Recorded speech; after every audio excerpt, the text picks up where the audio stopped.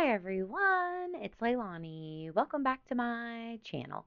So today we are going to add a little bit more into my Happy Mail binder. Now, I think I've only posted one other video of this binder over here, so I will link that below if you haven't seen it before. But essentially, I'm giving you a little flip through here. It's just a regular binder that I grabbed from Target or somewhere like that, and I put a lot of my Happy Mail in here from friends, cards for birthdays or other events, or just fun mail that I get from people. Also, you can see that I have my traveling postcards there that are mostly from the BFF Sticker Club. So whenever I get a card back that's all filled up with stickers, I will place it in here as well. Now, this binder, I'm about to outgrow it. So I think it has like maybe half-inch rings or something. They're really small. So I went ahead and ordered a bigger one off of Amazon, like a 2-inch binder. So I know that's going to be huge, but I would love to just continuously add into this same book and not have to have two of them. So that's what I'm going to do. I'm just going to upgrade a little bit to a bit of a bigger one. But for today, we're just going to be working on one page here. I do have a decent little stack of mail that I wanted to add into my binder. So I thought that I would take you guys along with me and we could create this page together. So I am using oh, what are they called? Like panoramic, maybe, page protectors from Heidi Swap. I've tried to link them before, but I couldn't find them again on scrapbook.com. But I just looked up, in the search bar on scrapbook.com, looked up panoramic page protectors, so they may have some.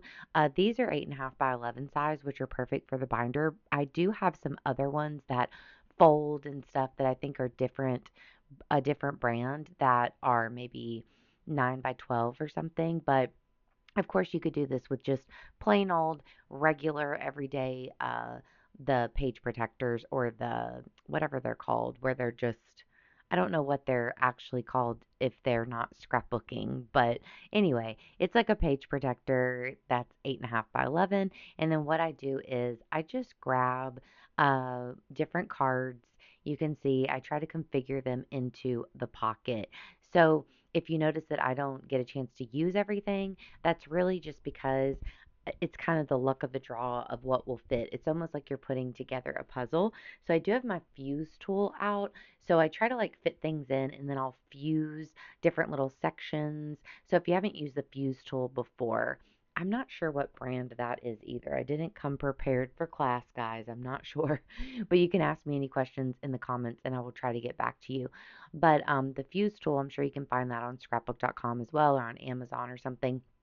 Um, it is basically a uh, thing that you plug in, and it has a little tiny wheel on it. It's small. You'll see me using it here, and it fuses together plastic, so you can essentially create your own page protector. So if you have a big opened page protector like this, you can fuse the different little sections and create your own page protector that is custom for whatever you're trying to put inside. So it really comes in handy for this project because you can see that I can create all types of different sizes and little pockets depending on which piece of mail or piece of ephemera that I pop into place.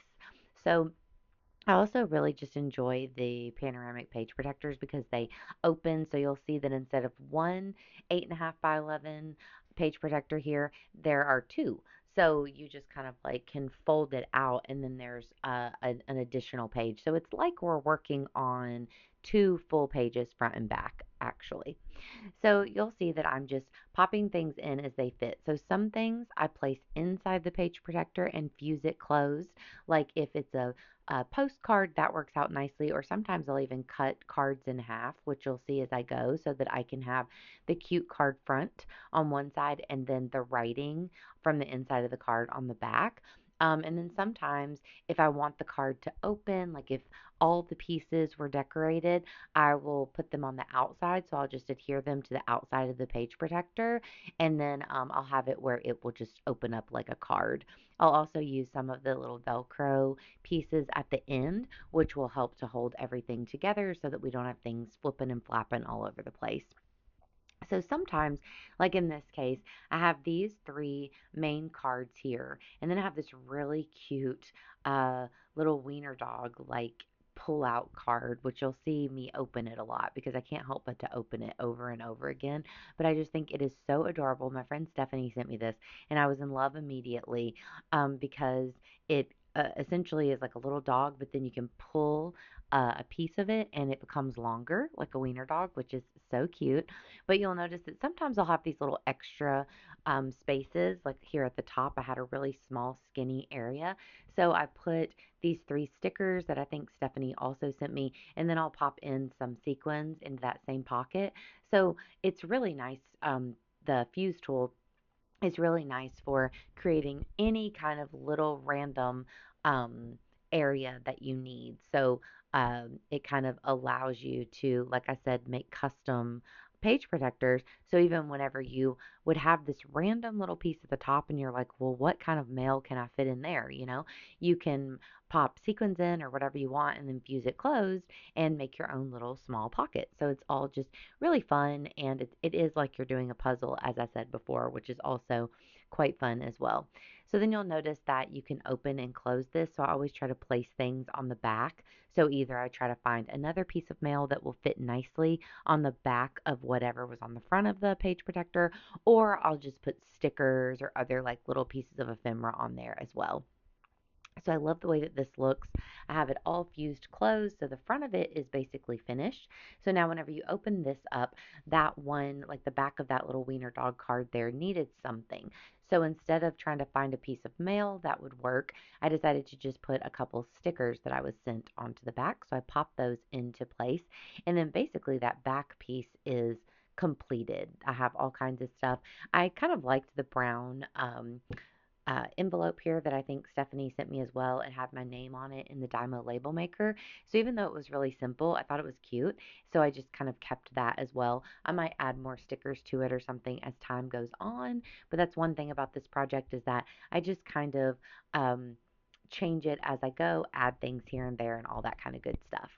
So I won't be able to put everything that was in my mail stack into this particular page protector here. So the ones that I could not fit, I just added back into my stack. I used the majority of it, but a few didn't quite make it. So if it didn't make it, I put it back in my stack, and then I'll just continue to try to piece everything in like a puzzle the next time I add stuff.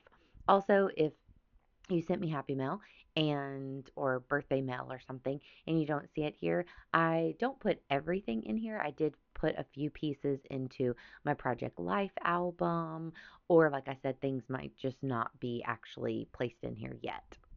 It's always really nice when two things fit so snugly together. So you'll see that I had cut this really cute card with all the balloons on it and placed the sentiment back to back, as I mentioned before. But then this adorable postcard, the Beauty and the Beast postcard, fit perfectly right beside it. So I was like, how lucky is that? So I just fused them so that they fit really snug and nothing's like falling over in the page protector or anything like that. Then I'm fusing the top and I'm going to add these two other really cute pieces of ephemera. This little Dumbo Disney card that my friend Heather sent me. I think it's from Disney in Tokyo. And she also sent me that adorable uh, Beauty and the Beast postcard as well. So I loved those pieces. And then I had some stickers that I thought I would pop in because they fit nicely. So this is just a really low key, easy project. And I noticed that the last time I'd updated it over here, which is also the last time that I updated it, period, was like 8 months ago. So it's definitely not something that I really do much with very often. I don't get that much mail, so it takes a while to accumulate for me enough to put in here. Um, but whenever I do add it, it's always just a fun activity. I don't really grab the fuse for very many projects. And honestly, my fuse is super old. And so if you're like well versed in the fuse, let me know. But I feel like mine doesn't work that good anymore. I had it plugged in for quite a while, like at least 10 minutes, maybe a little bit over before I started so that it could get nice and hot. And I don't know, I didn't feel like it was that hot. And also, like, I don't feel like my little wheel turns that well, so I think it's hard to create the line. It definitely worked good enough for this project, but I'm not sure if I should get a new one and retire that one or if it's just the tool in general is not that great. I'm not sure. Like, it worked for what I was doing, but I wasn't crazy, crazy pleased with it at all times, so it's fine. So I try out a few pieces here, but these were a little small. I thought they were so cute, but they were a little small. So then I'm trying to decide on different things, and I do find this little card that came with something that I bought from my friend Sunny's shop. So I thought, oh, if I trim just a little bit off, I think it will fit perfectly in here, and it did. It's a little like shorter than that big card in there. I don't know how to describe that. So I only had to fuse this one section right here, and then it's not going to fall anywhere. So that one can be taken in and out of the pocket, and sometimes that's how they work. It just depends. So, um, really happy with the way that this all turned out. It's so cute. So I'm going to add one other sticker here on the back of those smiley face stickers. So we're going to place it, and then I'm going to add a little bit of those Velcro pieces just to keep everything secured here on the front so that whenever you're flipping through, you don't have pieces like opening and closing on you and all that kind of good stuff. But I just love looking through this binder. Also, how many cute wiener dog things do I have in here? Stephanie sent me both of those, which I adore. But I obviously love when people send me wiener dog cards or little pieces of ephemera because of Penny, and I'm wiener dog obsessed basically. So it's just so fun to look through here. It just makes you happy. So even though I don't pull it out very often, whenever I do, I love looking through at all of the sweet things that my friends have sent me. I've always been a happy mail, pen pal type person, and so it just brings a smile to my face, and I'm happy that I have a little place where I can keep all of these cute things that are so hard to let go whenever you get them in the mail.